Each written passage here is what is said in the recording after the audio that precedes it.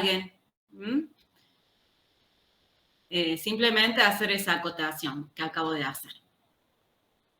Siguen entrando compañeros, somos 127. Bueno, ahora le voy a presentar un Power.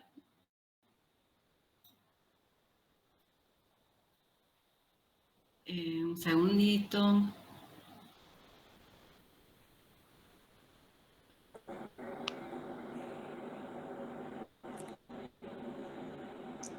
Hola, profe. Hola, sí. Hola, Camila. ¿Todo bien? Le quería decir que no, después, si quiere, me agrega al grupo porque no estoy en el de los chicos de cuarto. Sí, ya me quedo. Bueno. De todos modos, queda pendiente que el profe no Bien. te habilite, ¿sí? Pero no hay problema que participes. ¿Sí? Ya vas participando, ¿sí? Bien. Esperemos un segundo, voy a poner el Power.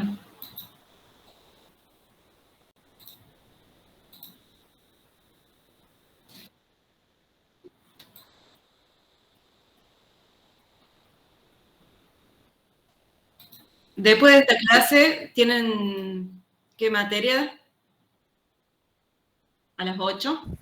Derecho público, profe. Derecho público provincial. Sí. Bueno, entonces, bueno, voy a tratar de... En esta ocasión vamos a salir un poquito antes, ¿sí? Lo voy a liberar un poquito antes. Ya vemos cuánto.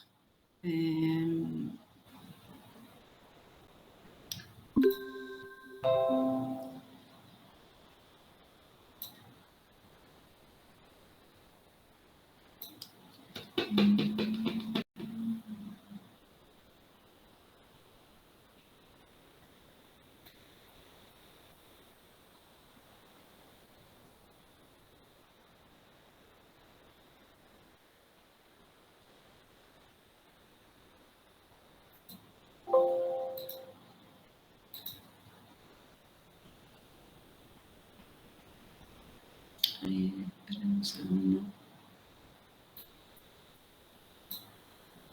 Bueno, como les anuncié, vamos a dar inicio con la unidad 4. Primera parte. Esta unidad trata de los derechos y deberes. Que le interrumpa Sí. antes de empezar. Sí. Quería consultarle a los chicos, porque como la clase pasada tuvimos con otra profe, Sí. yo estuve viendo el programa y me parece que la unidad 3 no la hemos terminado de ver, o capaz yo me perdí en alguna parte de la clase y sí la dio la profe. Quería preguntar si la parte de empresas, pequeñas y medianas empresas y todo eso lo vimos. Y me acuerdo que la última parte de solidaridad y todo eso lo explicó la profe, pero la parte de empresas no recuerdo, si alguien me podría decir. Bueno, algún compañero que le pueda comentar. Bueno, acá responden en el chat que no vieron ese punto. Entonces ese punto lo ven solo, de todos modos nosotros en el parcial, ¿sí?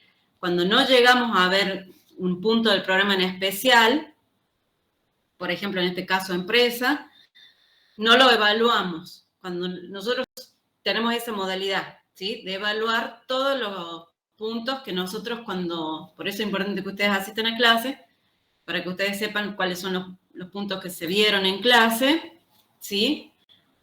O los puntos a los cuales el profe los deriva, porque muchas veces también es imposible ver todo en una clase, pero se les indica, bueno, ustedes tienen que verlo, ¿sí? Porque no van a tener inconveniente verlo a tales puntos solo y lo vamos a evaluar, pero lo que no se da, lo que no se menciona en clase, digamos, no entra en el parcial, ¿sí? Siempre evaluamos lo que nosotros damos en clase. Por eso es que yo no me detengo en ese punto, seguimos adelante, porque el programa es extenso y sí, muchas veces priorizamos eso. Las clases grabadas, pregunta cuándo van a subir. Bueno, el tema con las clases grabadas, nosotros lo vamos viendo si lo consideramos que lo vamos a subir o no, porque resulta lo siguiente, que nosotros tuvimos la modalidad de subir todas las clases grabadas cuando estábamos en pandemia. Ahora que ya es obligación de ustedes asistir a clase, estamos viendo la posibilidad de que no todas las clases vamos a subir si nosotros consideramos que el material está, que nosotros tenemos los power, como fue en la clase que yo di, ¿sí? Cada profe lo determina, ¿sí? En cada caso, si sube o no su clase, pero nosotros tratamos de no subir las clases, ¿sí? Considerando que, por un lado, ustedes se pueden conectar y no pueden seguir la clase, que es lo que normalmente ocurre, confiados en que la clase se sube, pero después ustedes resulta que no la ven en la clase, o sea que estamos en la misma. Entonces, como para no tener esa cuestión de que, y es como, bueno, nosotros lo conocemos ya por experiencia también, como alumnos de grado que fuimos, como alumnos de posgrado, que nunca ven la clase grabada. ¿Sí? Entonces, es como también una pérdida de tiempo volver a ver otra clase.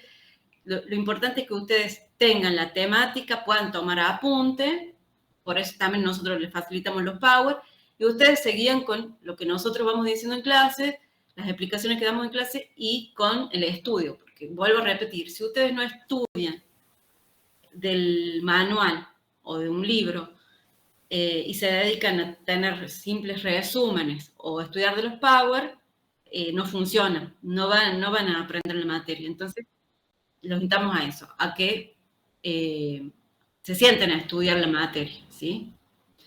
Y tengan los apuntes nuestros como guía. Así que bueno. Profe, Sí. disculpe que le interrumpa. Sí. Quería preguntarle si podría pedirle, creo que tuvimos con la profe Beltrán, creo que es el apellido, sí, la titular, si nos podía subir el material de la unidad 3 al aula, sí. Por favor. ¿Ella dio un power? Sí, no sé si algún otro archivo, pero sí nos mostró un power como para guiarnos. Bueno. Ahí le avisamos, ahí le aviso yo que no se olvide de subir. Bien, vamos a iniciar, ¿sí? Y bueno, nosotros siempre grabamos la clase cuando es virtual porque nosotros la necesitamos a los fines de la asistencia, ¿sí? Ahí nosotros nos indica el mismo sistema, no es inmediato, demora un día a veces en devolvernos una planilla Excel con todos los que se conectaron y bueno, así nosotros, como ya les había comentado, así tomamos la asistencia. Eso es cuando es virtual. Cuando es presencial, bueno, los hacemos firmar. Bueno, vamos a iniciar con el Power. ¿Ahí se lo ve en pantalla? Sí, profe. Sí, bueno, ahora lo voy a poner en pantalla completa. Bien. Entonces, bueno, vamos a desarrollar esta unidad de derechos y deberes. La primera parte, esta unidad la vamos a ver. También la segunda y tercera parte se la va a dar después, ¿sí? Porque es bastante extensa la unidad y muy importante, ¿sí? Muy importante. Entonces, a esta unidad sí la dividimos en dos, generalmente, y también tiene práctica esta unidad. Va a tener práctica. Entonces, nosotros ahora nos limitamos a ver la primera parte. Bueno, vamos a ver los derechos y deberes, que lo podemos definir como facultades y prestaciones recíprocas que van a surgir del contrato de trabajo. Cuando hablamos de prestaciones recíprocas u obligaciones recíprocas, referimos a que a cada obligación de una parte le corresponde el derecho de la otra y viceversa, es decir, que de acuerdo a las circunstancias, el trabajador y el empleador pueden ser sujeto activo o sujeto pasivo de esa relación de trabajo, ¿sí? Lo tengo graficado más adelante para que vean cómo juegan estas obligaciones recíprocas. La base normativa, es decir, a dónde encontramos todos estos derechos y deberes, ¿sí? En las fuentes de la Constitución Nacional, en la Ley de Contrato de Trabajo, especialmente hay un capítulo de los artículos 62 al 89, ¿sí? Pero es una enunciación no taxativa, también podríamos encontrarlos en otros artículos, también en otras leyes, ¿sí? que nosotros vamos a ir desarrollando, como por ejemplo la Ley Nacional de Empleo, ¿sí? Entre otras, que a medida que vamos viendo la materia vamos a ir desarrollando y le vamos a ir mencionando la ley. Entonces ahí también vamos a encontrar derechos y obligaciones en otras leyes, también en los convenios colectivos de trabajo, ¿sí? Que, bueno, también son fuente especial del derecho del trabajo. Los convenios colectivos ya se los habrán mencionado en la unidad 1, cuando ven fuentes del derecho, ustedes estudian, cuando ven fuentes del derecho del trabajo, los convenios colectivos de trabajo van a también establecer derechos y deberes. Yo les voy a traer un ejemplo, ¿sí? De algunos derechos y deberes que encontramos en convenios colectivos de trabajo, ¿sí? Que son diversos, de acuerdo a la actividad, arte, oficio, profesión, encontramos una cantidad innumerable de convenios colectivos que van a complementar a la ley de contratos de trabajo. También los estatutos profesionales, que son leyes específicas también para determinada actividad, arte, oficio, profesión. Ahí también vamos a encontrar determinados derechos y deberes.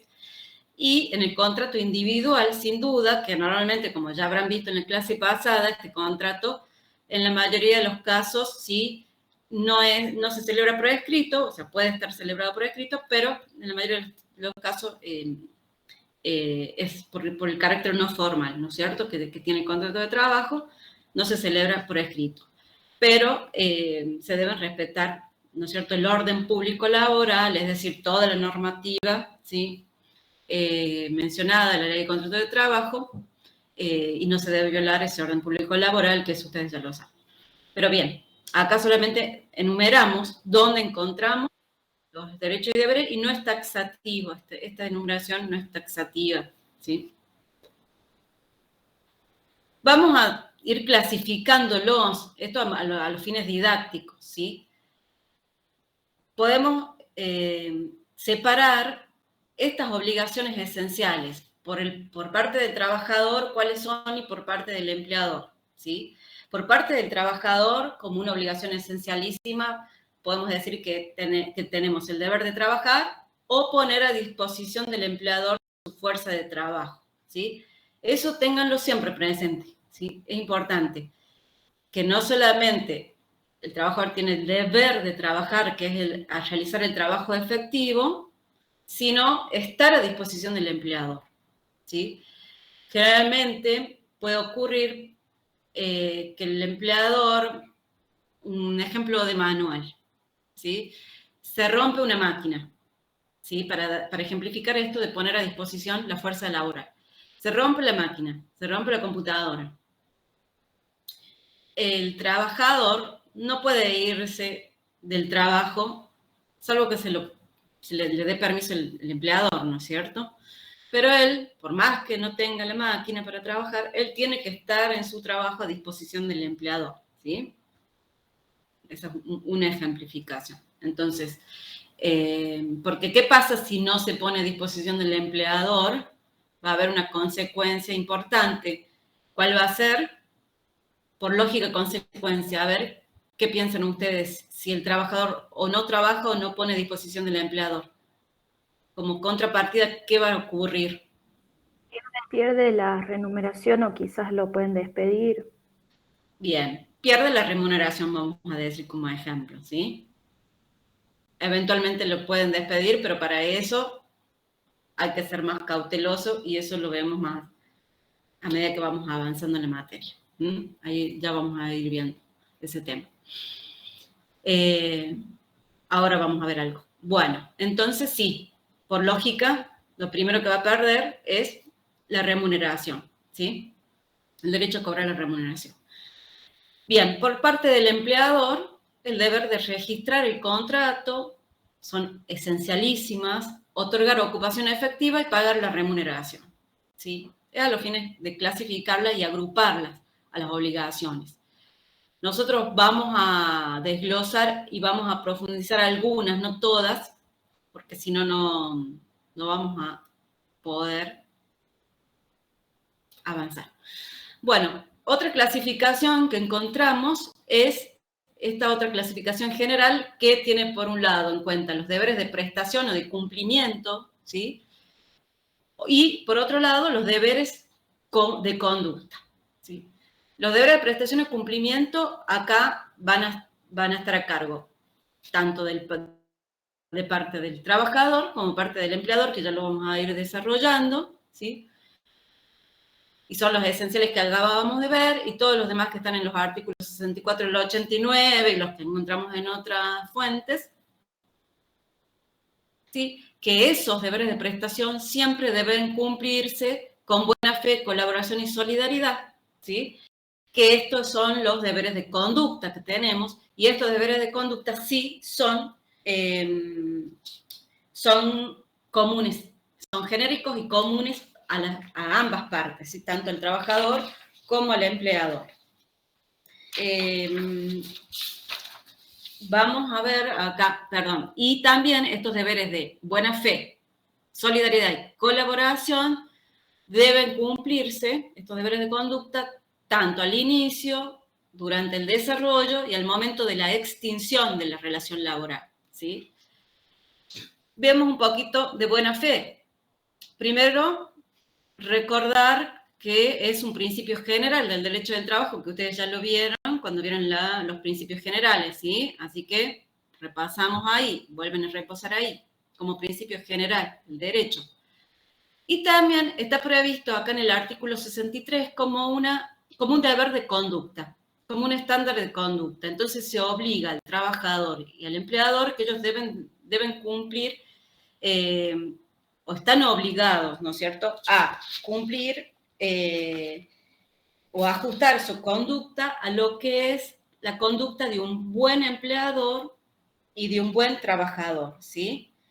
Es un estándar de conducta que la ley espera de las partes, que se conduzcan durante la relación laboral como lo haría un buen empleador, como lo haría un buen trabajador, ¿sí? Y bueno, acá están involucrados en este deber de buena fe la confianza.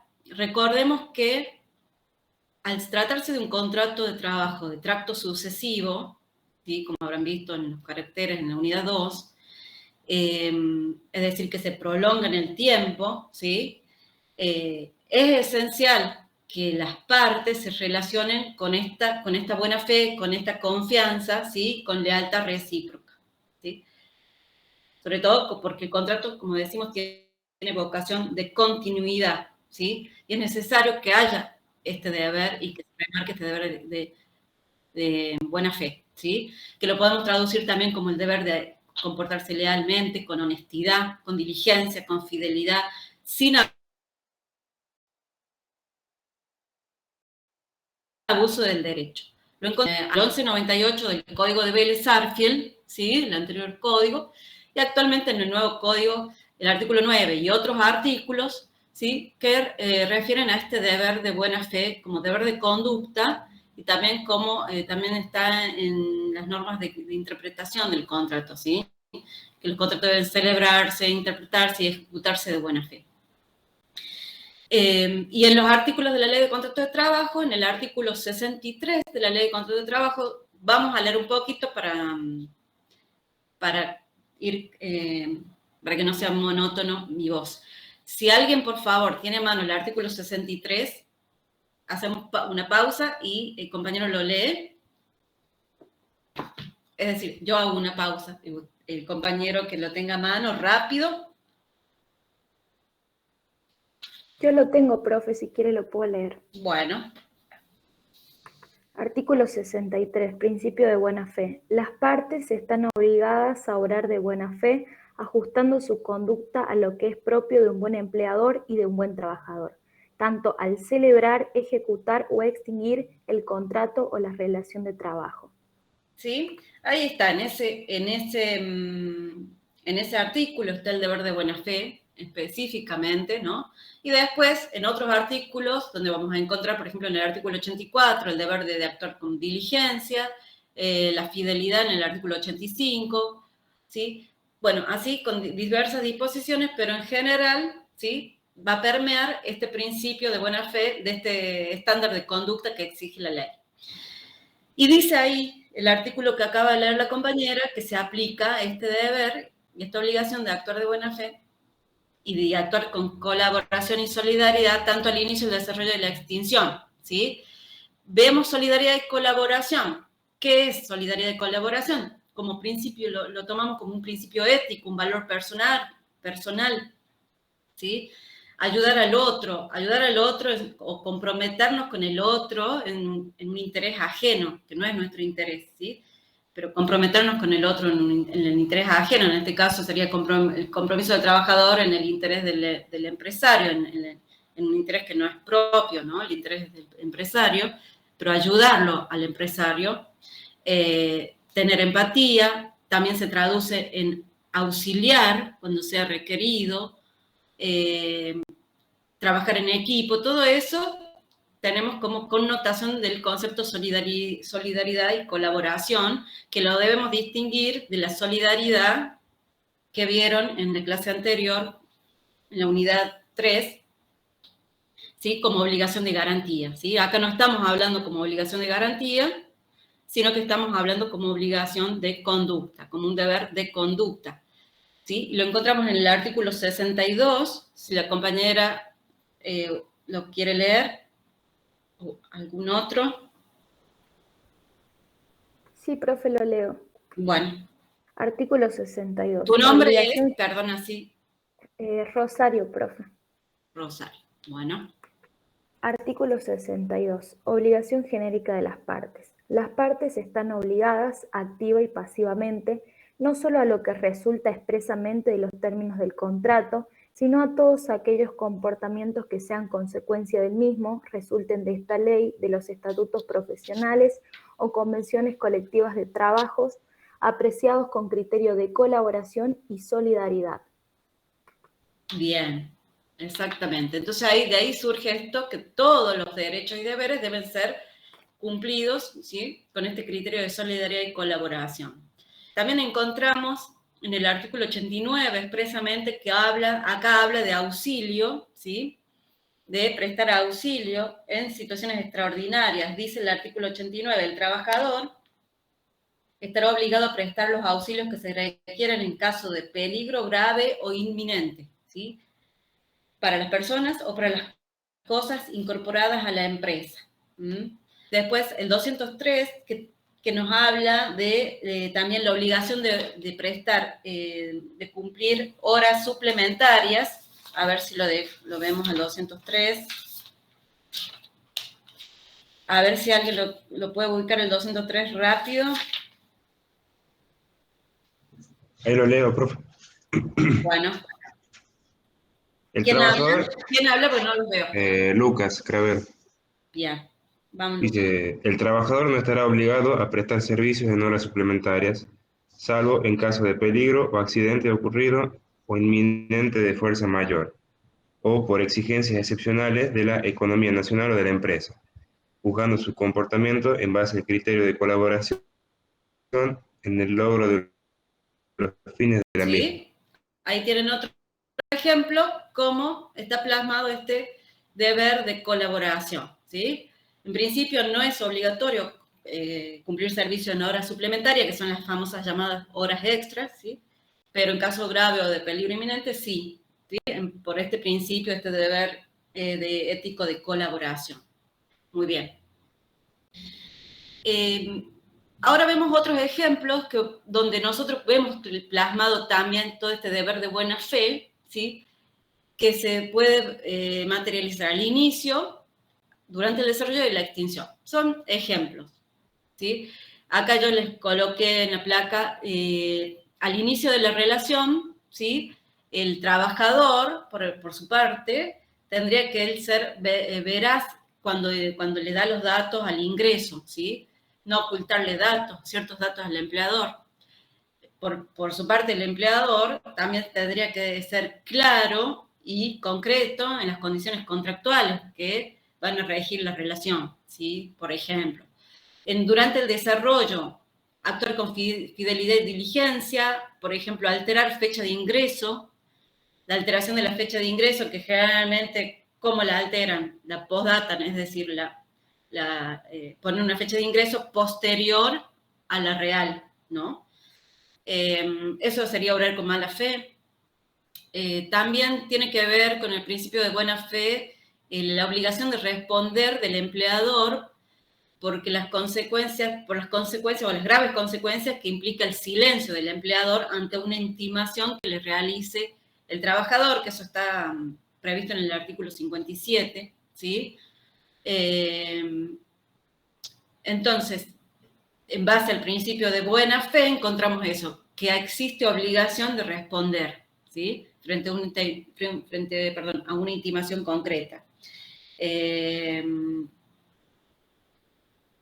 más? Pérdida de confianza. La pérdida de confianza. Dijimos que las partes necesitan tener confianza mutua, sobre todo en este tipo de contratos que se extienden en el tiempo. Y si se viola este deber de buena fe, ¿sí? Se viola la confianza, esto va a justificar la rescisión del contrato. Puede llegar a justificar la rescisión del contrato, ¿sí? Por ejemplo, eso es casuístico, digamos. Podemos dar el ejemplo de sustracción, el robo en la empresa, ¿sí?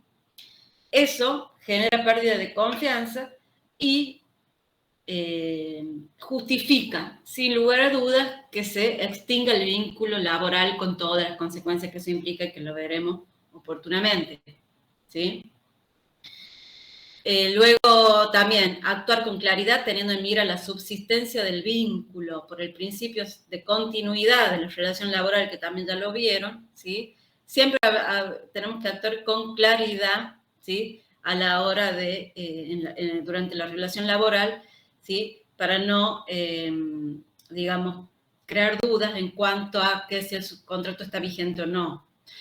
Al momento de la extinción, ¿cómo se materializa este principio de buena fe? Por ejemplo, ¿sí? Y esto sería previo a la extinción, previo a yo decidir despedirlo al trabajador, que es una de las modalidades de extinción, hay otras, ¿sí? Que las veremos oportunamente. En honor al principio de buena fe, la parte debe intimar previamente, previo a rescindir, es decir, tiene que intimar o darle la posibilidad a la otra de que revea el incumplimiento en el que está en curso, ¿sí? Entonces, cumplimos el principio de buena fe con esta intimación previa, ¿sí? No lo cumplimos si directamente no le damos la posibilidad de rever la conducta y decidimos extinguir el vínculo, ¿sí? Por eso es tan importante la intimación previa. Entregar las herramientas de trabajo al finalizar la extinción, entregar el certificado de trabajo, que es otra obligación que la vemos acá, y la van a ver en extenso en la próxima clase, y que tiene muchas consecuencias y particularidades de esa obligación, ¿sí? Bien. Ahora, en estas placas que siguen, ¿sí? Acá yo solamente les traigo una clasificación donde ustedes van a ver una enumeración en una columna de los deberes del empleador, por ejemplo, pago de la remuneración, versus o frente al derecho del trabajador de percibir el salario en tiempo y forma. Acá vemos este juego de que dijimos que las obligaciones y los deberes son recíprocos, ¿sí? Son obligaciones y prestaciones recíprocas, ¿sí? Frente al derecho de una está la obligación de la otra y viceversa, ¿sí? Y esta clasificación, si nosotros damos un vistazo a cada una, pago de remuneración, deber de ocupación efectiva, deber de no discriminar de igualdad de trato, deber de observar las obligaciones respecto a los organismos sindicales, respecto a la dignidad del trabajador, están clasificados de modo en el sentido de protección del trabajador, ¿sí? Como está resaltado ahí arriba. Y así van a ir viendo. Son placas así que se hace solo una enumeración, hago una enumeración de los distintos deberes, acá en este caso el deber del empleador en protección al trabajador, ¿sí? Por ejemplo, el deber de diligencia e iniciativa, surge, frente a ese deber, surge el derecho del trabajador de exigir el cumplimiento, ¿sí? Como también frente al deber de registración, el deber de seguridad y protección, surge el derecho del trabajador de exigir la registración, exigir que se cumpla con los deberes de seguridad, etc. ¿Sí? En esta otra placa tenemos desde, los derechos del empleador versus los deberes del trabajador en protección del empleador, ¿sí? Acá encontramos la facultad de organización, de dirección, de control, poder reglamentario, facultad de variar las condiciones del contrato de trabajo, poder disciplinario. ¿Sí? Estos derechos, ¿sí?, del empleador y estos deberes consecuentes, que son el deber de diligencia, fidelidad, obediencia, como ustedes lo ven, están en sintonía o en miras de proteger al empleador y a la empresa. ¿Mm? Es otra forma de clasificar. Y esta otra forma que vamos a ver a continuación y que ya vamos a ir ya más desarrollando algunos, no todos, es según el titular, ¿sí? Según quién sea el titular, si es el empleador o si es el trabajador. Los deberes comunes ya los vimos, ¿sí? Vamos a comenzar con los deberes del empleador, que tienen como contrapartida, dijimos, los derechos del trabajador, ¿sí? Bien. Y acá un concepto sencillo dice que los deberes del empleador son el conjunto de obligaciones cuyo incumplimiento puede configurar grave injuria con entidad suficiente para que el trabajador se considere despedido con justa causa, despido indirecto. Acá ya nos estamos adelantando conceptos que van a empezar a sonar y que vamos a empezar, ¿no es cierto?, a desarrollar y lo vamos a ver al momento de la extinción. Acá ya estamos hablando del despido indirecto, que es un modo de extinción, ¿sí? Y lo remarcamos, lo remarcamos acá en esta unidad para destacar la importancia de conocer los deberes de cada una de las partes, ¿sí? ¿Por qué? Por la consecuencia que puede llegar a tener ese incumplimiento, ¿sí?, que incluso puede llegar a constituir grave injuria con entidad suficiente para que se extinga el contrato por despido indirecto, ¿sí? Es decir, ¿por qué despido indirecto? Ya le adelantamos el concepto. Despido indirecto porque es el trabajador, ¿sí?, el que va a generar el despido, pero por un incumplimiento del empleador, ¿sí? Es una de las formas. Y la otra de las formas es el despido directo, que vamos a verlo cuando veamos, ¿no es cierto?, los deberes del trabajador. Cuando el trabajador es el que tiene el deber y él incumple, y ese incumplimiento tiene tal gravedad, constituye grave injuria, el empleador va a estar habilitado a despedirlo y ahí sería un despido directo, ¿sí?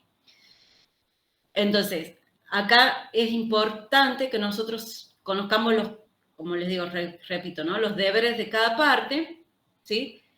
Y ver esto de que eventualmente, si es grave ese incumplimiento, ¿sí?, y se puede llegar a dar la extinción del vínculo. Bueno, registrar el contrato de trabajo, que dijimos que era una obligación esencial, ¿sí? La registración se cumple mediante la inscripción del trabajador en el libro especial del artículo 52 de la Ley de Contrato de Trabajo y con la inscripción en el Sistema Único de Registro Laboral, que se traduce en darle de alta en la AFIP, ¿sí? Esto no lo vemos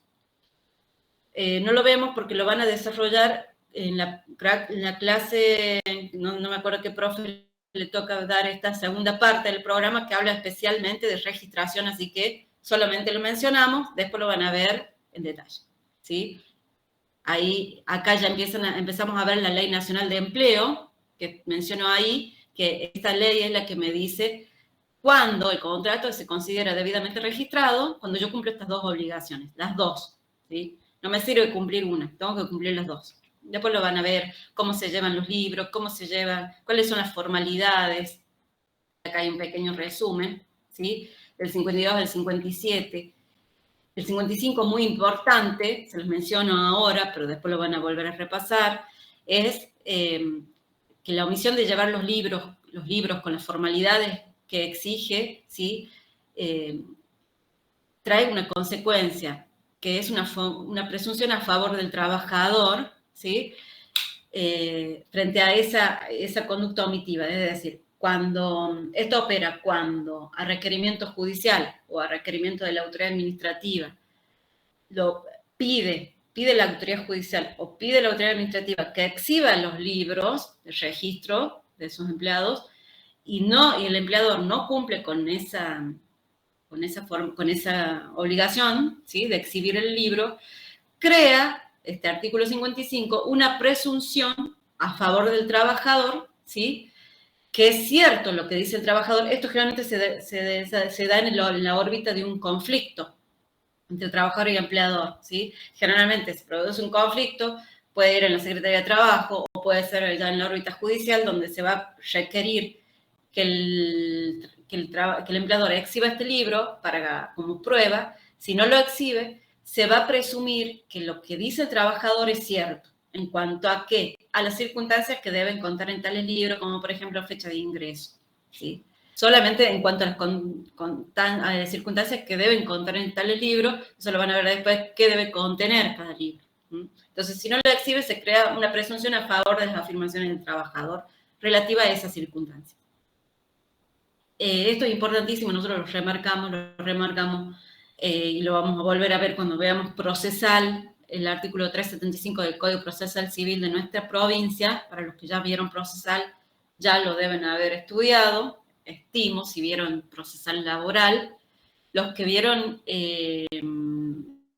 procesal, ¿llegaron a ver procesal laboral? Pregunto. No, profe, todavía no. Pero no tienen antes en tercer año, los de abogados. Este año se cursa, profe. ¿Cuándo? Este año. Pero estaba antes procesal que el derecho del trabajo. Por lo menos lo de escribanía no vimos procesal laboral todavía. No, en abogacía sí tuvimos, pero en escribanía. Claro, o sea, los de abogacía, no, los de escribanía sí. Civil y comercial, No, pero los de abogacía tienen derecho procesal civil. Sí, procesal civil. Todavía. En abogacía. Claro, no, pero procesal laboral lo ven en procesal civil. No lo han llegado a ver seguramente. No. O sea, dentro de procesal civil hay una unidad que creo que, no sé cómo está el programa, pero hay una unidad que dan procesal laboral. Pero bueno, No, nosotros vimos. quizás no llegan a verlo porque no tengan tiempo, no sé cómo lo dará el profesor de procesal civil, pero es troncal procesal civil que ustedes lo vean antes, porque la mayoría de las normas del proceso laboral se remiten a las normas de procesal civil, así que es importante que ustedes tengan esa base. Nosotros vamos a ver procesal laboral, si no se preocupen, lo vamos a ver en una unidad más adelante. Bueno, solamente marcarles que en el 375 del Código Procesal Civil, que se aplica para el laboral, está esta presunción también similar a la del artículo 55. Y les quiero remarcar algo. No sé si lo llegaron a ver con la profe Beltrán, pero algo que quiero que tomen nota y que estudien. ¿Cómo se prueba el contrato de trabajo? Eso fue tema de la unidad 3. ¿Sí? ¿Vieron eso? ¿Cómo se prueba el contrato de trabajo? ¿Llegaron a ver ese puntito?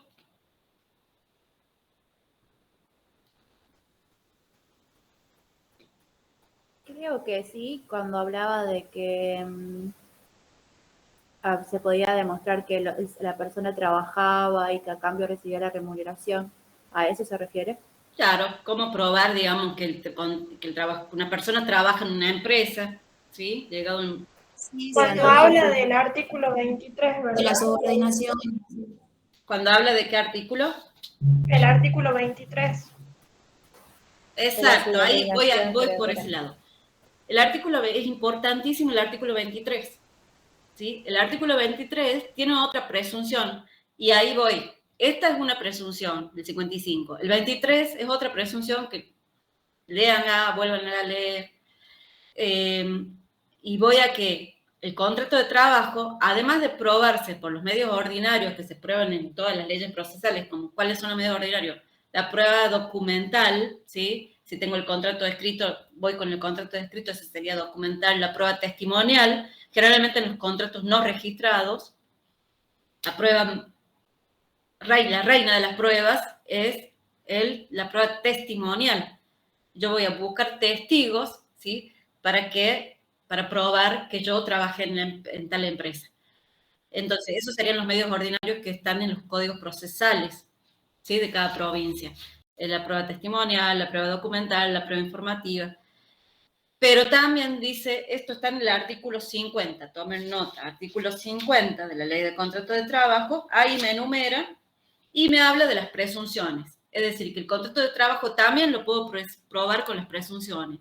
Y ahí tenemos esta presunción, tenemos la presunción del artículo 23 y otras presunciones que vamos a ir mencionando, ¿sí? Y que si la vieron en la clase anterior. El artículo 50 dice así.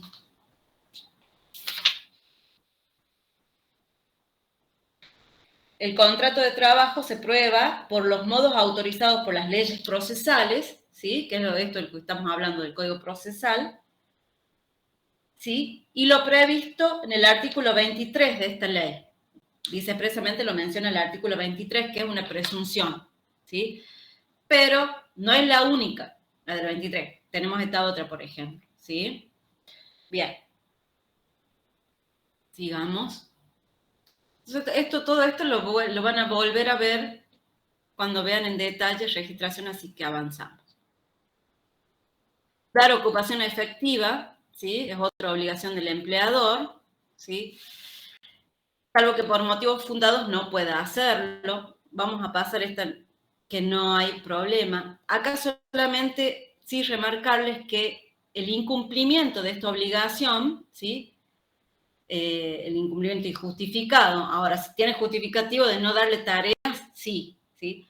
Pero el incumplimiento injustificado habilita al trabajador a colocarse en situación de despido por culpa del empleador. Acá no hay duda que es un grave incumplimiento no darle ocupación efectiva. ¿Mm? Bueno, después tenemos la obligación de pagar la remuneración, ¿sí? En el 103 encontramos un concepto de qué es remuneración.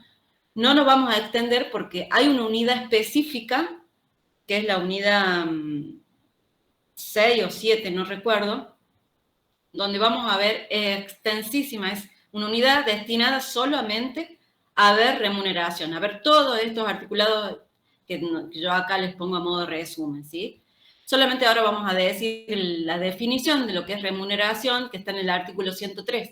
Es la contraprestación que debe percibir el trabajador como consecuencia del contrato de trabajo, aunque éste no preste servicios, por la mera circunstancia de haber puesto su fuerza de trabajo a disposición de aquel, ¿sí? Acá está el concepto este que habíamos visto cuando vimos las obligaciones esenciales. Es decir, por el trabajo efectivo o por la puesta a disposición de su fuerza laboral, va a generar, ¿no es cierto?, el derecho al cobro de la remuneración.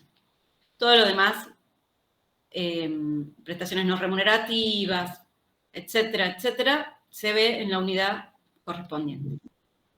Profe, y el artículo 74, ese que estaba escrito ahí, ¿habla exclusivamente del pago de la remuneración o cuál? Sí, el pago íntegro y oportuno de la remuneración. Hay todo un capítulo de la ley de contrato, ¿sí? Varios artículos, estos son algunos iniciales, ¿sí? Algunos referidos al pago de la remuneración. A ver, el 74, a ver, ya te digo bien. Sí, dice, el empleador está obligado a satisfacer el pago de la remuneración del trabajador en los plazos y condiciones previstas en esta ley, ¿sí? Y te remite, y después hay otro capítulo más adelante, que es a partir del 103, o 103 bis, ¿sí? A partir del 103, perdón, sí, del 103, un capítulo exclusivo referido a remuneración. Y en los plazos y en las condiciones que establece la ley de contrato de trabajo. ¿Sí? ¿Se entendió? Deber de seguridad personal, patrimonial, deber de protección. Bien, acá este sí es un deber importante donde hace referencia a este deber de previsión o prevención, cumplimiento de todas las normas de higiene y seguridad en el trabajo, ¿sí? Para resguardar la salud física y dignidad del trabajador. Ahí les menciono algunos artículos del PIDES. ¿Qué es el PIDES? El Pacto Internacional de Derechos Económicos, Sociales y Culturales, que está en el 75, inciso 22 de la Constitución Nacional y tiene jerarquía constitucional. por eso lo colocamos ahí, ¿sí? Acá me gustaría que alguien lo lea el 75 porque es interesante. A ver, otro compañero. Yo lo leo, profe, si quiere. Bueno, vamos. Es larguito, lo leemos rápido. Dice, el empleador debe hacer observar las pautas y limitaciones a la duración del trabajo establecidas en la ley y demás normas reglamentarias, y adoptar las medidas que según el tipo de trabajo, la experiencia y la técnica sean necesarias para tutelar la integridad psicofísica y la dignidad de los trabajadores, debiendo evitar los efectos perniciosos de las tareas penosas, riesgosas o determinantes de vejez o agotamiento prematuro, así como también los derivados de ambientes insalubres o ruidosos. Está obligado a observar las disposiciones legales y reglamentarias pertinentes sobre higiene y seguridad en el trabajo. El trabajador podrá rehusar la prestación de trabajo sin que ello ocasione pérdida o disminución de la remuneración. A ver, espera, volvé acá. Bueno, la primera parte, sí, ahí hace referencia a lo que yo acá les enumeré. Observar todas las pausas y limitaciones de la duración de la jornada, cumplir con las normas de higiene y seguridad, evitar los efectos perniciosos de las tareas penosas, riesgosas e insalubres, todas esas cuestiones. Y en el párrafo que va a comenzar a leer a partir de ahora la compañera, habla de lo que se llama retención de tareas o suspensión indirecta individual, que lo vamos a volver a ver en una unidad de suspensión en contexto de trabajo más adelante. Pero acá ya tenemos esta posibilidad del trabajador. A ver, dice así, comienza, el trabajador podrá, en esa parte. El trabajador podrá rehusar la prestación de trabajo sin que ello le ocasione pérdida o disminución de la remuneración si el mismo le fuera exigido en transgresión a tales condiciones, siempre que exista peligro inminente de daño o si hubiera configurado el incumplimiento de la obligación, mediante constitución en mora o si habiendo el organismo competente declarado la insalubridad del lugar, el empleador no realizara los trabajos o proporcionara los elementos que dicha autoridad establezca.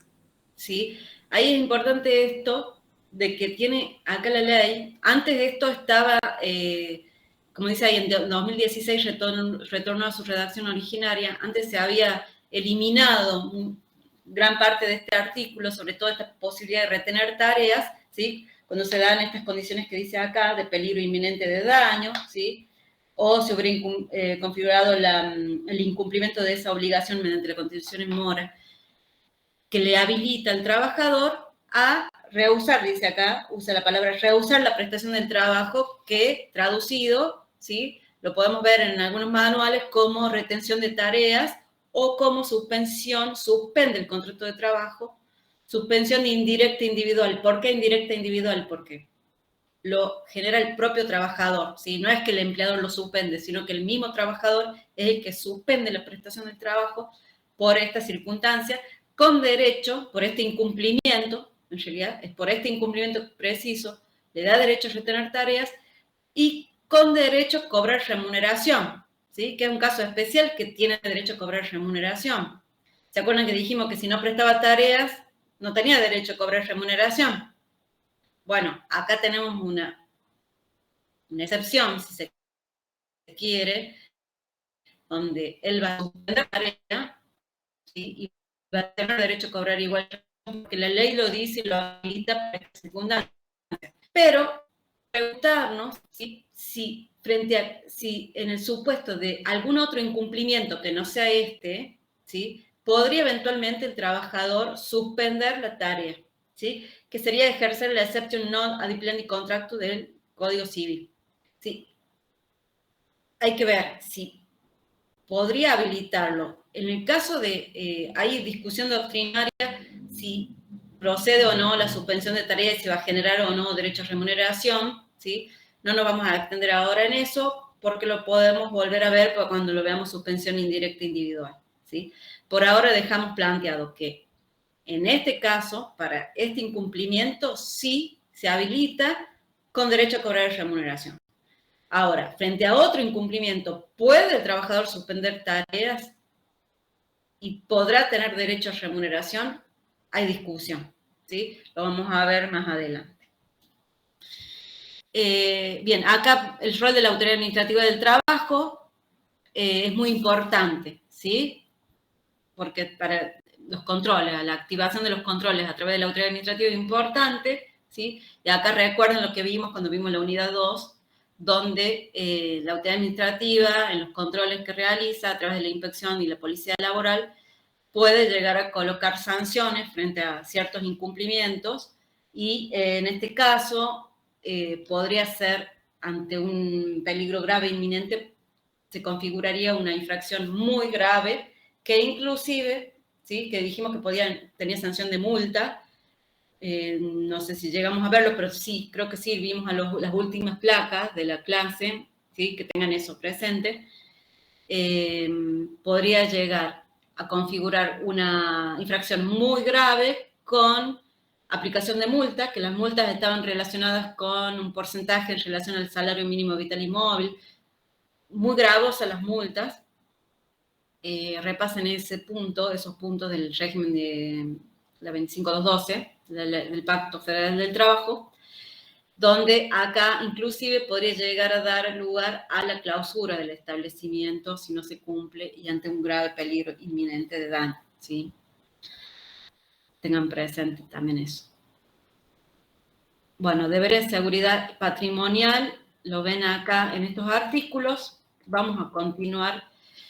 Voy a enumerar todo esto que vemos acá, lo vamos a enumerar porque no hay inconveniente. Y en este caso de este punto 5, el deber de observar las obligaciones respecto a los organismos sindicales de seguridad social, tampoco me voy a detener porque lo van a ver en especial en la tercera parte del programa de esta unidad, que creo que lo va a dar la doctora Beltrame.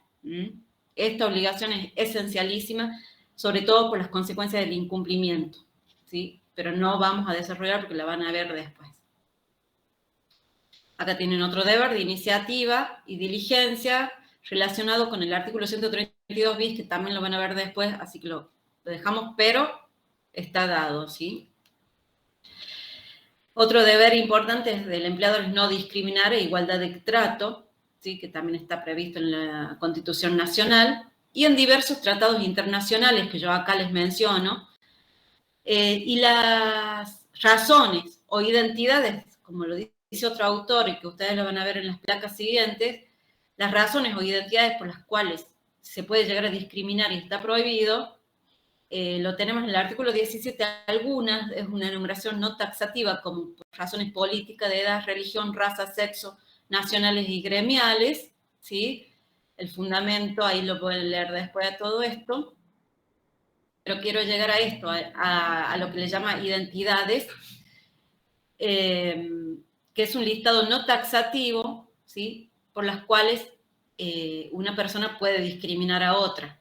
Género, maternidad, matrimonio, edad, aspecto físico, etnia, nacionalidad, religión, identidad sexual, preferencia sexual, actividad sindical, opinión política, salud, discapacidad, capacidad económica, origen social, lugar de vivienda, antecedentes penales, adicciones, color, idioma, posición económica, nacionalidad, nacimiento o cualquier otra condición social. Todas estas identidades y estas razones las encontramos, algunas en la ley de contrato de trabajo, otras en los tratados internacionales, ¿sí? Pero siempre tengan en cuenta que son enumeraciones no taxativas, ¿sí? Por eso hablamos de cualquier otra condición social, ¿sí?, que conduzca a discriminar negativamente. Sí se admite la discriminación positiva o relativa, criterios objetivos, laboriosidad y contracción al trabajo, por ejemplo, ¿sí? Después también, en cuanto a discriminación, acá yo les presento todos los tratados internacionales, algunos de ellos con jerarquía constitucional, también convenios de la Organización Internacional de Trabajo con respecto a discriminación. Y acá hay un fallo Álvarez contra Cencosud, que se los menciono, que es un caso de discriminación al momento de la extinción, pero eso lo vamos a ver cuando veamos despido discriminatorio más adelante, pero acá ya algo adelantamos, ¿sí? Indicios que favorecen la discriminación. A este autor, Raúl Ojeda, habla de la estructura de poder, la corrupción, la subordinación, condiciones personales de la víctima y condiciones especiales del empleador que favorecen la discriminación y que, llegado el caso, si yo tengo que en un conflicto llegar a plantear que he sido discriminada o discriminado, ¿sí? Este autor plantea que es fundamental tratar de probar estos indicios estos indicios que van a hablar de la discriminación, en el caso concreto. Y también se hablan de los momentos, cuando se puede discriminar, tanto al ingreso, ahí hay fallos, yo le subo el fallo Borda, ¿sí? Es famoso el fallo de Asociación de Mujeres en Igualdad contra Fredo, que habla de la discriminación en el momento del ingreso, el fallo Borda que se los voy a subir, les pido que lo lean, ¿sí? Para ayornar, complementar el estudio y tener más elementos para aprender. Durante la ejecución del contrato de trabajo, ¿sí? También se puede llegar a dar la discriminación, y al momento de la extinción, y acá juega un rol muy importante esta ley 23.592, ¿sí? Que es la ley antidiscriminatoria, que se aplica, originariamente se la aplicaba para las relaciones civiles, pero después se la hizo aplicable a las relaciones laborales. Y bueno, esto es a raíz de los despidos discriminatorios. ¿Y acá qué dice? Dice así: quien arbitrariamente impida, obstruya, restrinja o de algún modo menoscabe el pleno ejercicio sobre bases igualitarias de los derechos y garantías fundamentales reconocidas en la Constitución, será obligado, a pedido del damnificado, a dejar sin efecto el acto discriminatorio o cesar en su realización, y a reparar el daño moral y material ocasionado, ¿sí? El artículo 2 habla de los motivos, la enumeración es no taxativa, ¿sí? De los motivos discriminatorios, pero acá lo importante de esta ley es que dice que se va a obligar, en caso de discriminación, se va a obligar a dejar sin efecto el acto discriminatorio. Y acá les introduzco un poquito, porque lo vamos a volver a ver cuando veamos despido discriminatorio. Que si yo llego a probar que en un caso concreto a mí me despidieron y yo pruebo que ese despido se debió a una razón discriminatoria, puedo pedir la aplicación de esta ley que obliga a volver las cosas al estado anterior, porque ahí dice dejar sin efecto el acto. Entonces, si fue el despido, va a obligar a ¿cuál va a ser la obligación? Dejar sin efecto. Reincorporar al trabajo. Reincorporar el trabajo. Y acá ya estamos hablando, me adelanto, a una excepción al principio de estabilidad relativa que rige las relaciones laborales, pero no los quiero marear. Vamos a ver todo eso, estabilidad relativa absoluta, en próximas unidades, ¿sí? Pero acá lo importante es que sepan que está esta ley funciona al momento de la extinción del vínculo. Si yo pruebo la discriminación, puedo pedir dejar sin efecto ese acto discriminatorio, que en nuestro caso sería, frente a un despido discriminatorio, volver al trabajo o reincorporar. Tenemos estos otros deberes, lo ven ustedes. El deber de explicar o contestar, esto ya hablamos con el tema del principio de la buena fe, dijimos que colorario del principio de buena fe está la obligación de contestar frente a una intimación, ¿sí? Y dice que se va a presumir, ¿no es cierto? Va a haber también acá una presunción que está en el artículo, una presunción en contra del empleador, ¿sí? Está en el artículo 57, si frente a una intimación el empleador guarda silencio.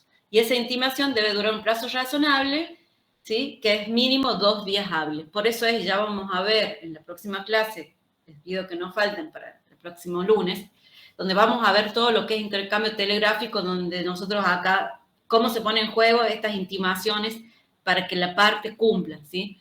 Porque, remarco este principio, para nosotros dar la posibilidad de la otra, de que revea del incumplimiento en la que está en curso, yo debo siempre intimarla, ¿sí? Y el plazo mínimo que yo le debo dar para que revea esa conducta, ¿sí? Es un mínimo de 2 días hábiles, dice la ley. No le podría dar un plazo, la intimo para que en un día me pague la remuneración. No, porque la ley me da un plazo mínimo, es mínimo. Puedo darle más. Y en cada caso se verá. Para registrar el contrato, por ejemplo, el plazo mínimo ya no es 2 días, son 30 días, porque lo dice la Ley Nacional de Empleo, eso lo van a ver en la clase que viene. El plazo para registrar el contrato de trabajo. Bien. frente a la falta de registración, se intima por 30 días. ¿Sí? Se le da ese plazo al empleador para que lo registre. Si no lo registra, consecuencias, indemnización, etcétera, etcétera, lo ven la clase que viene. Entonces, este artículo 57, por favor, tomen nota, es importante. Bueno, derechos del trabajador. Los derechos del trabajador dijimos que era la contrapartida de los deberes del empleador. Entonces, frente al deber del empleador, por ejemplo, de pagar la remuneración, va a tener el derecho del trabajador de exigir el cumplimiento. Esa intimación se hace por medio fehaciente, telegrama colacionado laboral, que es gratuito, y vamos a ver la clase que viene, todo un desarrollo de intercambio telegráfico entre las partes, ¿sí? Entre el trabajador y empleador. Acá mencionamos de nuevo el artículo 57. Bien. Y frente al incumplimiento del empleador a una obligación que puede constituir, si constituye grave injuria, puede dar lugar a que el trabajador se considere despedido indirectamente, lo que habíamos hablado. Derecho a la intimidad lo ven solos. Derecho a ser respetado como ser humano, a la dignidad del trabajador, ahí coloco un fallo, lo ven, ¿sí? Y pasamos acá. Quiero concentrarme en los derechos del empleador, ¿sí? En estos últimos minutos que nos queda de la clase, en esta última parte, vamos a concentrarnos ahora en estos derechos. Bien. Vamos a ver que también en el capítulo que mencionamos, de los derechos y deberes de la ley de contrato, ahí encontramos diversos artículos que nos van a hablar de los derechos del empleador o facultades del empleador, ¿sí? Que están, como dijimos en una placa anterior, en protección de la empresa, ¿sí? Si lo vemos desde ese punto de vista, a la clasificación, están en pos de la protección de la empresa. Y todos esos derechos, que ya lo vamos a ver a continuación, tienen dos ejes, como dice acá la placa, dos ejes fundamentales que deben respetarse, ¿sí? Esos derechos que vamos a ver a continuación deben ejercerse con estos límites. Uno es con criterio funcional y en forma razonable, como cualquier otro derecho, ¿sí? Es decir, en forma no arbitraria, ni contraria a la buena fe, ¿sí? Sí, cumpliendo con el deber de buena fe que ya vimos hace un rato. No se admite el abuso del derecho, artículo 10 del nuevo Código Civil y Comercial. Eso es por un lado. Y por otro, va a tener como límite el respeto a la dignidad del trabajador y sus derechos patrimoniales, ¿sí? No se puede avasallar la dignidad más allá que sea funcional a la empresa, ¿sí? Hay que privilegiar acá, o tiene que reinar el principio de indemnidad, ¿sí? No causarle perjuicio al trabajador, ni moral ni material. ¿Cuáles son esas facultades, poderes, derechos? Tenemos la facultad de organización económica y técnica, ¿sí? Que deriva del poder jerárquico. Los límites que dijimos al principio, los dos ejes fundamentales, están en el artículo 65 y 68, y consiste en la facultad de establecer las condiciones de modo, tiempo y lugar, ¿sí? ¿Qué trabajo debes realizar? El modo de prestación del trabajo. Se fundamenta en el poder jerárquico y tiene que ser cumplido bajo estos límites que mencionamos al principio, ¿sí? Que están ahí detallados en el artículo 65 y 68. El otro poder es la facultad de dirección, poder emitir órdenes concretas, ¿sí? Para tornar operativa la facultad de organización. También tiene como fundamento el poder jerárquico y actúa bajo estos dos límites que dijimos, que acá están más desglosados, ¿sí? Con carácter funcional, de acuerdo a los fines de la empresa, de acuerdo a los límites y condiciones legales, según la exigencia de la producción y respecto a la dignidad del trabajador y sus derechos patrimoniales. Vamos a ver ahora la función del control. Sí, ¿alguna consulta?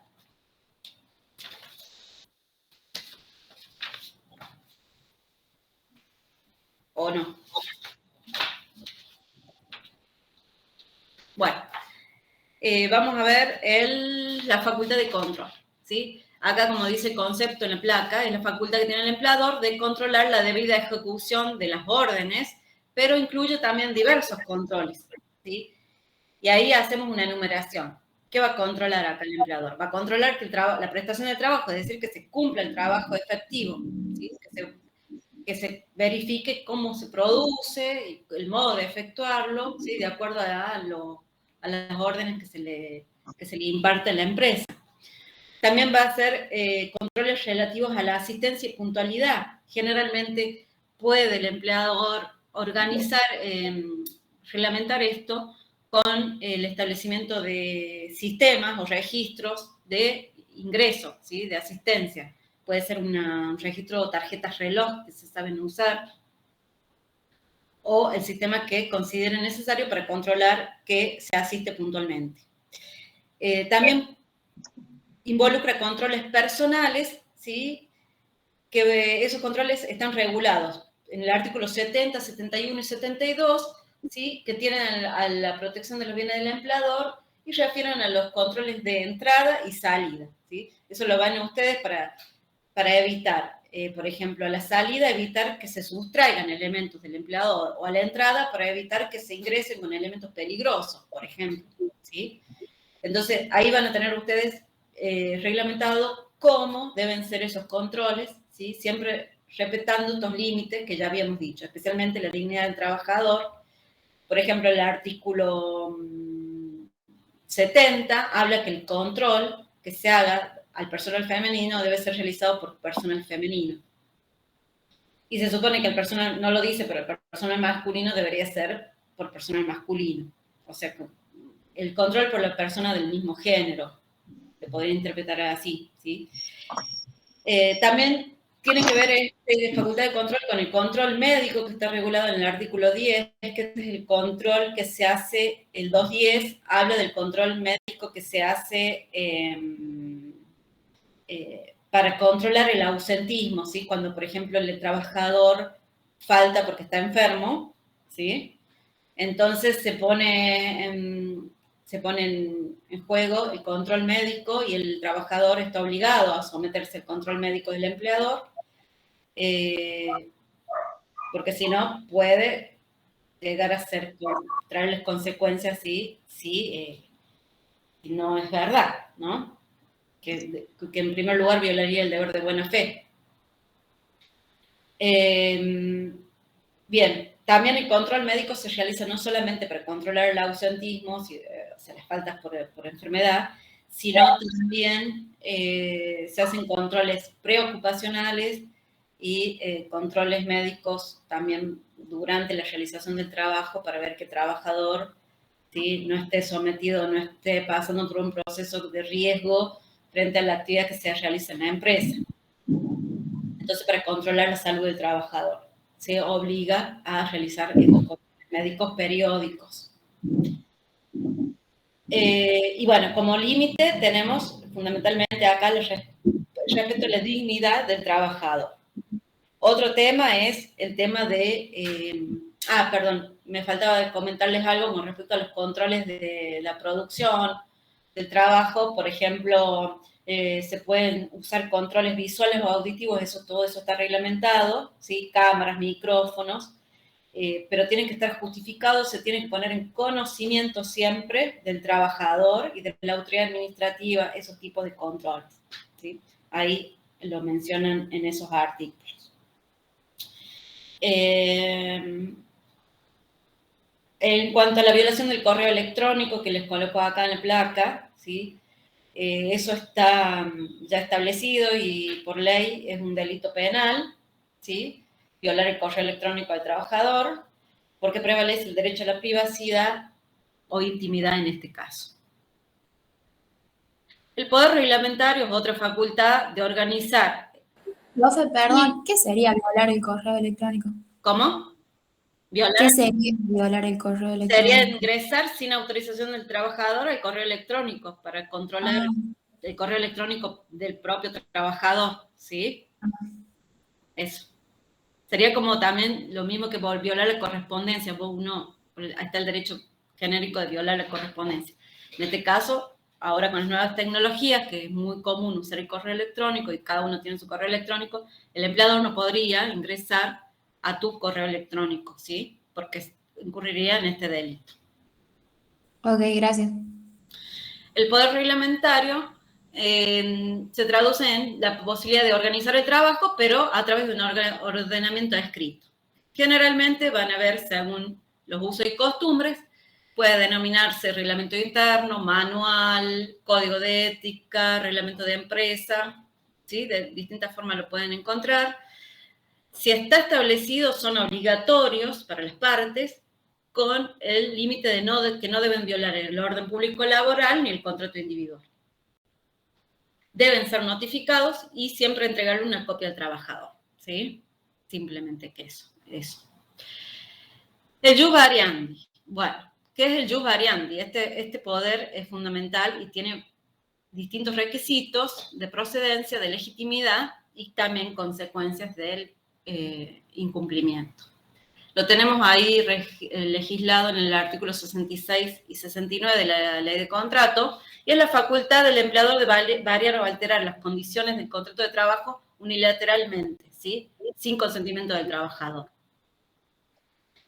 ¿Cuáles son para que sea válida esta facultad de variar las condiciones? Tiene 3 requisitos de validez, ¿sí? Que son acumulativos, es decir, los 3 se deben cumplir, no con que cumpla uno y no cumpla el otro va a funcionar, no.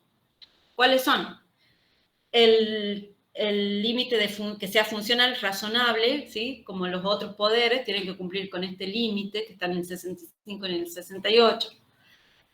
Segundo requisito, no debe variar una condición esencial del contrato de trabajo, y ya vamos a ver qué es una condición esencial en la placa que sigue. Y no debe causar perjuicio ni moral ni material al trabajador, ¿sí? Se lo debe mantener indemne frente a ese cambio que se decida hacer. Las condiciones esenciales se podrán variar eventualmente si media consentimiento del trabajador y no viola el orden público laboral. Pero para ejercer el jus variandi, que es la facultad de modificar una condición en forma unilateral sin consentimiento del trabajador, solo respetando estos 3 requisitos. ¿Qué pasa si el empleador no observa estos requisitos de validez? ¿Sí? El trabajador tiene 2 opciones, ¿sí? Podría él dar lugar al despido indirecto, ¿sí? Pero previamente va a tener que intimar, ¿sí? Y eso lo vamos a ver cuando veamos intercambio telegráfico, todo lo que es intimaciones, las estructuras, cómo se intima. Cuando intime, él va a tener que decir, para que revea la conducta esta, ¿sí? Va a tener que decir que lo intima a que restablezca esa condición alterada y legítimamente, bajo apercibimiento de considerarse despedido por exclusiva culpa patronal, ¿sí? Siempre nosotros remarcamos que cuando intimamos, se debe hacer, cuando se da esta posibilidad de rever la conducta a través de la intimación, siempre hay que hacerlo bajo apercibimiento de, es decir, una parte fundamental de la intimación, advertirle que si no lo hace, cuál va a ser la conducta consecuente que yo voy a asumir posteriormente si no revela conducta. Entonces, una opción es que él diga que lo intima rever bajo apercibimiento de darse por despedido indirectamente, o la otra opción es solicitar vía sumarísima el restablecimiento de las condiciones alteradas, ¿sí? Son las 2 posibilidades. O extingue el vínculo o va a pedir vía sumarísima en la justicia que se proceda al restablecimiento de la condición alterada. El 69 es muy importante, ese artículo, en cuanto a que prohíbe el jus variandi disciplinario. ¿Qué es esto del jus variandi disciplinario? Es ejercer esta facultad de variar una condición del contrato en forma unilateral, pero a modo de sanción, es decir, que, por ejemplo, un trabajador no cumple con sus obligaciones o incurre en ciertos incumplimientos, y el empleador, ¿sí?, en vez de aplicar el poder disciplinario, que ya lo vamos a ver, legítimo, le cambia una condición de contrato. Eso está prohibido. Eso es el jus variandi disciplinario, ¿sí? Es frente a un incumplimiento, disciplinarlo cambiándole la condición de trabajo. Eso no se puede hacer. Bueno, profe, ¿podría volverlo a explicar? Sí. Se prohíbe el jus variandi disciplinario, ¿sí? Es decir, El jus variandi, acabamos de decir, es la facultad que tiene el empleador de variar, alterar una condición del contrato en forma unilateral, ¿sí? Cumpliendo esos 3 requisitos. Lo que no está prohibido es que frente a un incumplimiento, ¿sí?, del trabajador, el empleador le altere una condición de contrato. Ejerce este derecho de jus variandi. No puede. ¿Sí? Porque no sería razonable, sería discriminatorio, sería de hostigamiento, es como para perseguirlo, ¿sí? Por ejemplo, cambiarle el lugar de trabajo, ¿sí? Este trabajador llega tarde todos los días, supongamos, demos un ejemplo, llega tarde todos los días o cada tanto, y el empleador está cansado y dice, bueno, le voy a cambiar, en vez de ejercer el poder disciplinario legítimo, que ya lo vamos a ver cuál es, de suspenderlo, apercibirlo, que eso sí sería legítimo, en lugar de aplicarle una sanción disciplinaria legítima, lo que hace es cambiarle de lugar de trabajo. Eso es lo que no puede hacer, ¿se entiende? Sí, profe, gracias. Bien. Bueno, acá con respecto a las condiciones esenciales, dijimos acá, entre los límites, que no podía alterar una condición esencial, porque sería ilegítimo ese cambio. Entonces, acá hay distintas opiniones doctrinarias que se considera que puede ser cambiado, o sea, que es no esencial, y que se considera esencial que no puede ser cambiado sin el consentimiento del trabajador. Por ejemplo, Capón Filas dice, no pueden ser cambiadas la remuneración, la calificación profesional, el horario asignado, el lugar de trabajo. Sí podrían ser cambiados, alterados, elementos coyunturales como, por ejemplo, la conformación de equipo de trabajo, la utilización de máquinas, instrumentos de producción, la ropa de trabajo. ¿Qué dice Grisolía? Dice que son elementos, condiciones esenciales del contrato que no pueden ser cambiadas bajo el jus variandi, las tareas asignadas en base a una categoría y la remuneración. Y serían no esenciales, o sea que sí podría cambiarle el lugar de trabajo, el horario, si es una redistribución de horario no esencial, las determinaciones de las normas técnicas de trabajo, tareas o funciones de la misma categoría. Jurisprudencialmente, es decir, en los casos concretos que llegaron a los tribunales y se dictó una resolución que dice la jurisprudencia, que dicen los tribunales, hay una uniformidad de criterio en cuanto a 2 condiciones. El salario y las tareas asignadas en función de las categorías, ¿sí?, son esenciales y no pueden ser cambiadas porque son condiciones esenciales, ¿sí?, y no pueden ser cambiadas. Condiciones esenciales a indemnidad, ¿no es cierto? Yo, en cada caso, ¿sí?, voy a ver, ¿sí?, si ese cambio causa perjuicio moral o material. Por ejemplo, si se trata, este es el ejemplo típico, si se trata de la modificación del horario de trabajo del trabajador, ¿sí?, que no le vaya a causar perjuicio. Eventualmente le podría cambiar el horario de trabajo, pero si no le causa perjuicio.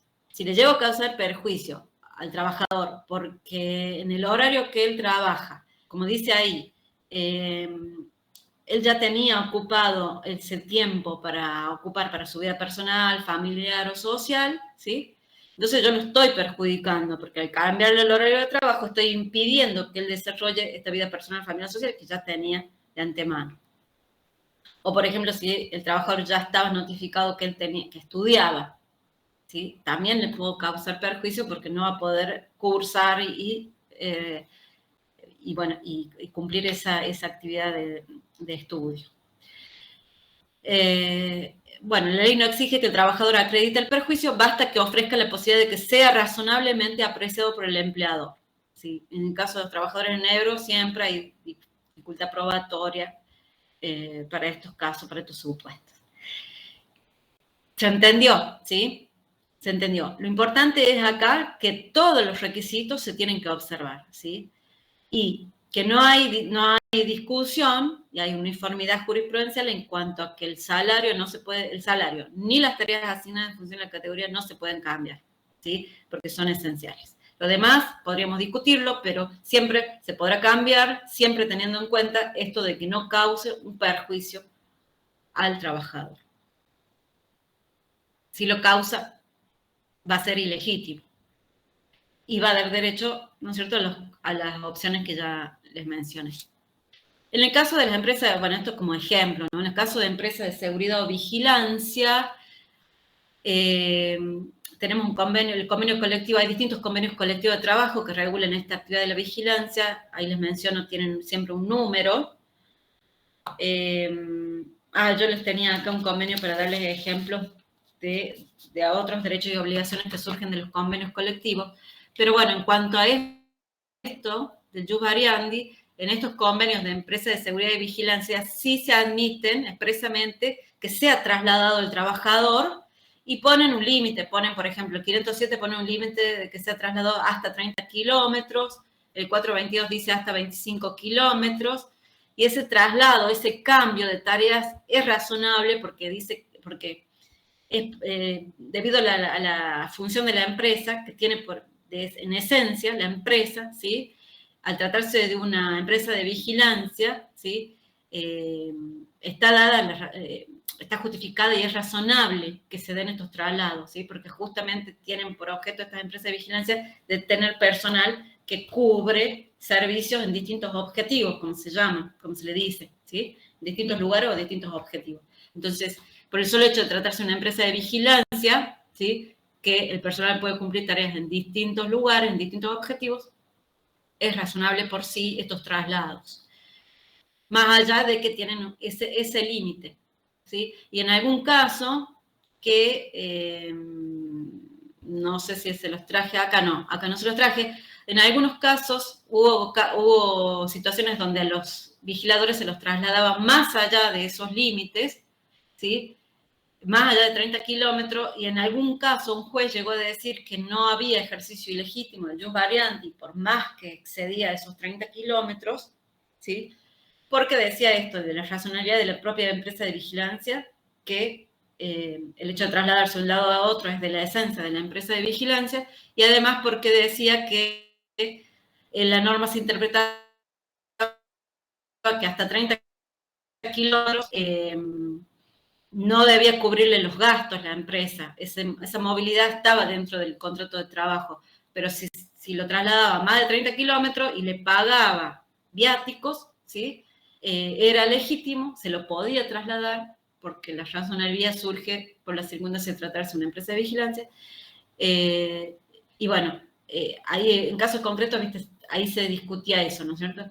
Si era o no legítimo ese traslado más allá de 30 kilómetros. Un juez dijo que sí, que era legítimo, mientras se le reconocía el pago de los gastos de más allá de los 30 kilómetros, etc.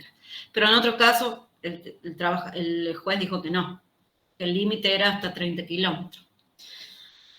Bueno, y así nosotros vamos a empezar a encontrar distintos criterios y doctrinas. Bueno, vamos ahora a ver el poder disciplinario.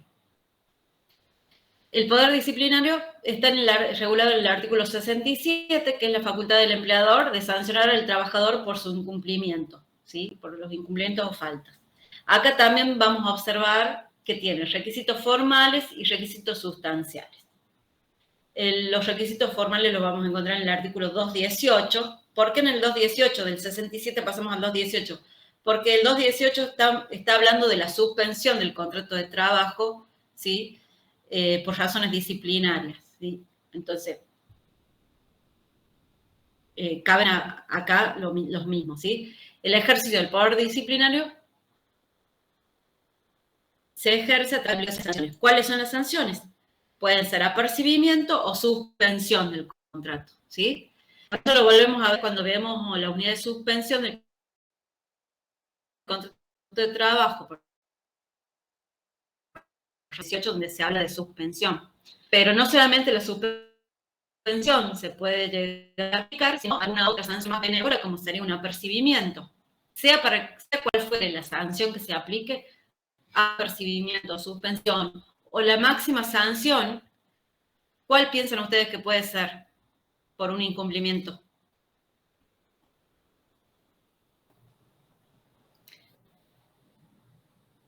Apercibimiento, suspensión y la máxima sanción, ¿cuál podría llegar a ser en el contrato laboral? Despido. El despido, exactamente. Y acá entra en juego esto, viste que nosotros cuando vimos el concepto de las obligaciones dijimos que el incumplimiento de alguna de las obligaciones de una parte podría dar lugar a una grave injuria que justificaba un despido, ¿no es cierto? Pero ahí está la gravedad del incumplimiento, ¿sí? Tiene que ser realmente grave el incumplimiento para que justifique un despido, que es la máxima sanción. Y ahí va a entrar en juego todos estos requisitos, ¿sí? Para aplicar ese despido frente a un incumplimiento. Entonces, tenemos que observar todo esto. ¿Cuáles son los requisitos? La descripción de la causa. Notificarse por escrito y tener plazo cierto si se trata de una suspensión, ¿sí? Entonces, yo voy a notificar por escrito, voy a decir cuál es el incumplimiento y voy a identificar la sanción, ¿sí? Si es apercibimiento, si es suspensión o eventualmente si es despido. Requisitos, esos son los formales. Y los sustanciales son 4. 1, fundarse, lo vemos acá, el límite respecto a la dignidad del trabajador. Y vemos acá en detalle los sustanciales o esenciales. 1 es la justa causa, es decir, tiene que haber un incumplimiento o una falta, ¿sí? Cualquiera de estos incumplimientos que vimos, de todos estos deberes, tiene que haber un incumplimiento de alguno de estos deberes, de parte, ¿no es cierto?, del trabajador. El otro requisito es que, o sea que acá vamos a evitar el uso abusivo, o sea, no vamos a inventar una falta, acá vamos a poner en juego el principio de buena fe del empleador, no le vamos a inventar una causa, o una causa, por eso tiene que ser justa causa. Debe existir un incumplimiento real. Por eso hablamos de justa causa. El segundo requisito es la contemporaneidad. ¿Entre qué? Tiene que haber contemporaneidad entre el hecho que se denuncia, es decir, el incumplimiento, y la fecha de aplicación de la sanción, ¿sí? Tiene que ser en tiempo oportuno, salvo que yo necesite indagar la conducta para realmente determinar si incurrió en incumplimiento el trabajador. Ahora, ahí sí, si se justifica, ¿no es cierto?, la necesidad de investigar, de hacer un sumario previo en la empresa para detectar si el trabajador incurrió en incumplimiento, bueno. Pero, si no, cuando yo aplique ante el hecho, ante el incumplimiento, la sanción tiene que ser contemporáneo, no debo dejar de pasar mucho tiempo, si no se considera que la consiente. Otro requisito es la proporcionalidad o razonabilidad de la medida, la razonabilidad entre ¿qué? Entre la falta y la sanción. ¿Qué quiere decir? Acá después decimos cómo graduamos eso, cómo va a ser proporcional la sanción a la falta. Para eso nosotros tenemos algunos criterios como los que vemos acá, según la gravedad del incumplimiento, según los antecedentes disciplinarios, según la antigüedad del trabajador, si la falta ha sido reiterada, todo eso me va a dar pautas como para yo graduar la sanción, ¿sí? Pero tiene que haber proporción. Por ejemplo, ante una sola inasistencia, yo no le podría aplicar 30 días de suspensión, ¿se entiende? Sería desproporcionado, ¿sí? Porque la falta no ha sido tan grave, ha sido una falta, ¿sí? Y así en cada caso se va a ver esta proporcionalidad y para graduarla podemos recurrir a estos elementos. Y el otro requisito, que es un principio de derecho penal, el nos bis in idem, ¿sí? Por un mismo hecho no puedo aplicar dos sanciones, ¿sí? Duplicar las sanciones por un mismo hecho. Bueno, acá están los tipos de sanciones, como dijimos, apercibimiento y suspensiones, y la máxima es la sanción, la extinción del contrato, el despido. En cuanto a la sanción de suspensión, en el artículo 220, ¿sí?, me habla del límite temporal, ¿sí? Me habilita solamente a aplicar hasta 30 días corrido en un año, contados a partir de la primera suspensión.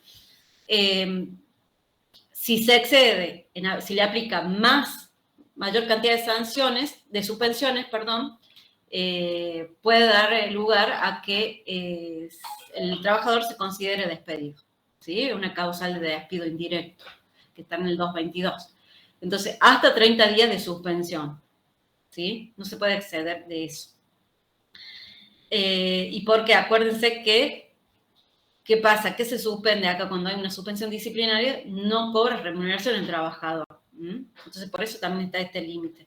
Y no podría ponerle 50 días de suspensión. ¿Sí? Profe, ¿y puede dar algún ejemplo? ¿Ejemplo de qué? Claro, o sea, de cuándo se lo suspende y por qué. Claro, por ejemplo, se lo puede suspender cuando, un ejemplo clásico, que el trabajador falta sin justificar, ¿sí? Reiteradas veces. Entonces yo, si no la justifica, lo voy a suspender y luego voy a aplicar una suspensión, puede ser de un día, después si reitera la falta le puedo aplicar 5 días, y así, si voy sumando antecedentes, si me vive faltando, después lo llegaré a despedir, pero voy a ir gradualmente, tratando de corregir la conducta de este trabajador, ¿sí? Porque ese es el fin.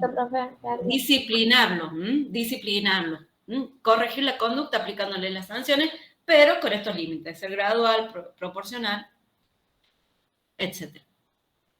Y también debemos garantizar el derecho de defensa. Dijimos que se iba a notificar por escrito a los fines de justamente garantizar el derecho de defensa. Y el trabajador tiene 30 días corridos para cuestionar la sanción.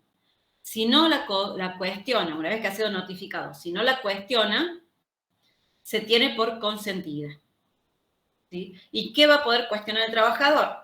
Puede cuestionar diciendo que la procedencia, es decir, que el hecho no ha ocurrido, que no ha incumplido él, que no ha incurrido en ese incumplimiento, que es una fábula del empleador, ¿sí? Puede plantear eso, puede discutir que es muy gravosa, aplíqueme una más benévola, ¿sí? Supongamos, le aplicó 20 días de suspensión, no. La cuestión es, dice, no, es muy gravosa, es desproporcionada, aplíqueme una sanción de 5 días. Perdón, no, eso es la extensión. Lo que acabo de decir es la extensión. O sea, que se limite la duración de la suspensión. Si es de 30 días, que se limite a 15, a 10, lo que sea. Y el tipo de sanción, es decir, que se aplique otra sanción más benévola. Por ejemplo, le aplico suspensión, cuestiona y dice, no, aplíqueme un apercibimiento, ¿sí? Que sería una más benévola. Bien, pero lo importante acá es que tengan en cuenta que el trabajador, una vez que es notificado de la suspensión o de la sanción, solo tiene 30 días corridos para cuestionarla. Si no la cuestiona, la consiente, esto se trata de un plazo de caducidad. Bien. Nos quedan 5 minutitos para irnos un poquito antes.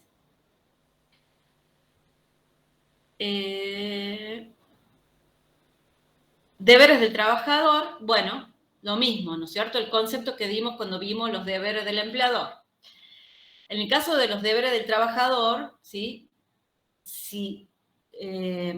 Van a ser el conjunto de obligaciones cuyo incumplimiento puede llegar a configurar grave injuria con entidad para que el empleador despida al trabajador en este caso, ¿sí? Es lo que ya lo mencionamos al principio.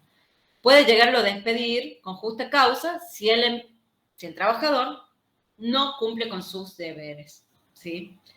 Y acá va a entrar en juego todos estos conceptos de la proporcionalidad, de la razonabilidad, etcétera, y de la gravedad de la injuria. ¿Quién determina si ese incumplimiento constituye grave injuria que no consiente la prosecución del vínculo laboral? Va a ser el juez en última instancia, pero en primera medida es el empleador, ¿no es cierto?, que va a tomar esta decisión rupturista de asegurarse de que ese incumplimiento sea una grave injuria. Esto lo volvemos a ver cuando vemos extinción del contrato de trabajo. Es muy casuístico qué se considera grave injuria, qué no, ¿sí? Y también entra en juego todo esto que hablamos de los principios de proporcionalidad, los requisitos.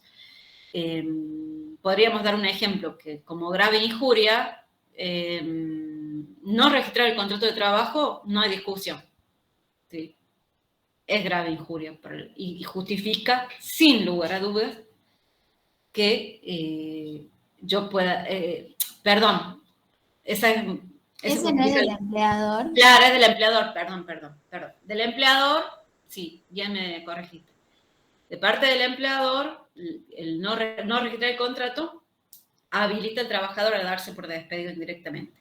¿Sí? Acá, en el caso de grave injuria para de parte del trabajador que justifique el despido directo, es la inasistencia injustificada y la no puesta a disposición de la fuerza laboral previa intimación, ¿sí? Que ahí se configuraría un abandono de trabajo, en ese caso. Ahí también no hay, ¿sí? No hay discusión que es grave injuria.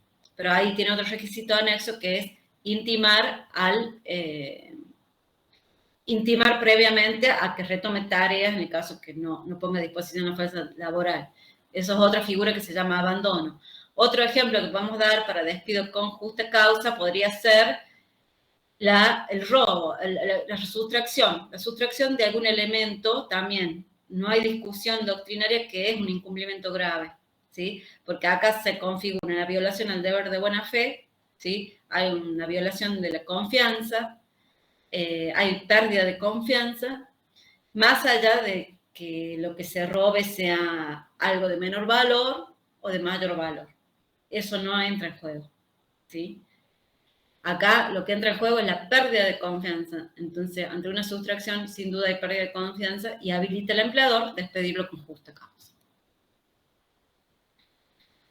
Bien.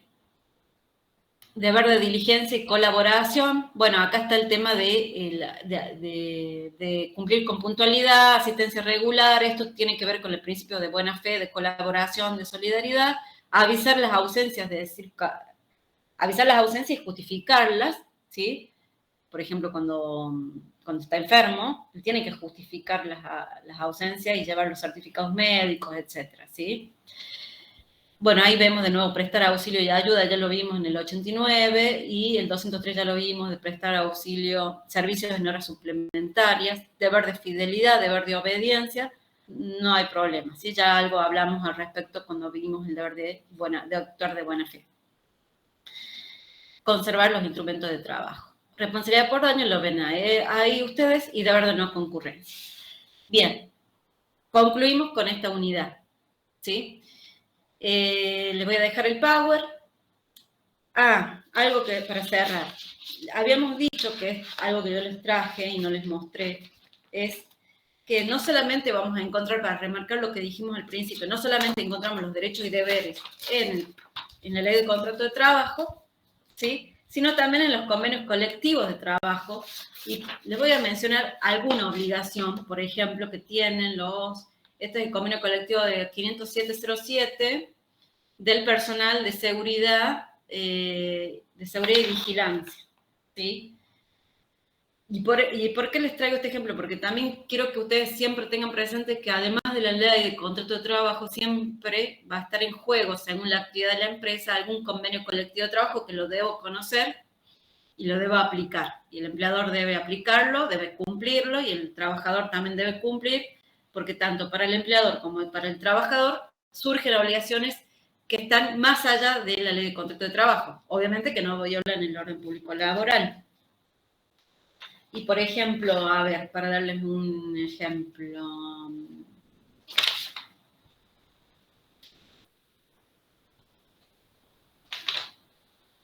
Dice, deberes del trabajador, por ejemplo. Hay un listado, ¿sí? Dice, por ejemplo, llevar consigo la credencial de identidad que su empleador le haya extendido. Mantener actualizado su domicilio real en el legajo personal que lleve su empleador. Cuidar y mantener en buen estado de conservación y funcionamiento el arma que eventualmente se le confíe, etcétera, ¿sí? Realizar los cursos de capacitación que sean exigibles conforme a las leyes nacionales y provinciales de seguridad privada, ¿sí? Y ahí ven cómo, ¿sí? Van a surgir otros deberes específicos según la actividad a la que estemos involucrados. Con respecto a esto de mantener actualizado el domicilio, es importantísimo, sería otro ejemplo, ¿no es cierto?, de este deber de actuar de buena fe. ¿Por qué tiene que ver con el deber de actuar de buena fe? Porque de esta manera, manteniendo actualizado el domicilio, el trabajador permite la comunicación fluida con la empresa, ¿sí? y lo vamos a ver cuando veamos intercambio telegráfico, lo importante que es, sobre todo a la hora, ¿no es cierto?, cuando se plantean los conflictos, donde yo voy a intimar, ¿sí?, al trabajador, y es importante esta obligación de mantener actualizado el domicilio, porque si yo cambié de domicilio y no lo notifiqué, ese cambio no lo va a perjudicar al empleador, ¿sí? Va a regir, por eso siempre al ingreso se les hace firmar, ¿no es cierto?, una declaración jurada de domicilio y se les avisa que siempre, y el mismo convenio dice, debe mantener actualizado su domicilio. Porque eventualmente si yo hago una intimación al domicilio que yo tengo registrado acá, pero resulta que el trabajador se fue y no me comunicó el cambio, eso lo va a perjudicar al propio trabajador, porque esa comunicación llevada a cabo al domicilio que estaba en el legajo va a considerarse válida, ¿sí?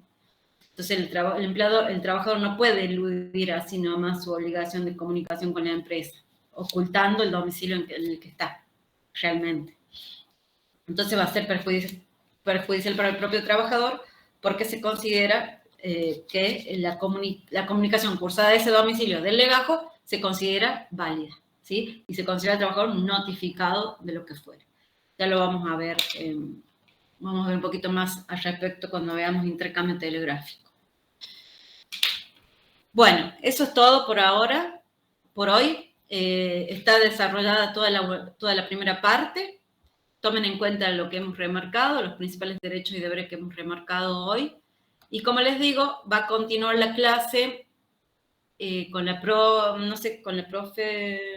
creo que Beltrame, y también con práctica ya con el contador Vega en relación a toda esta unidad de registración del contrato de trabajo, sobre todo, y las consecuencias de la falta de registración y registración insuficiente, que son los puntos de esta unidad que siguen.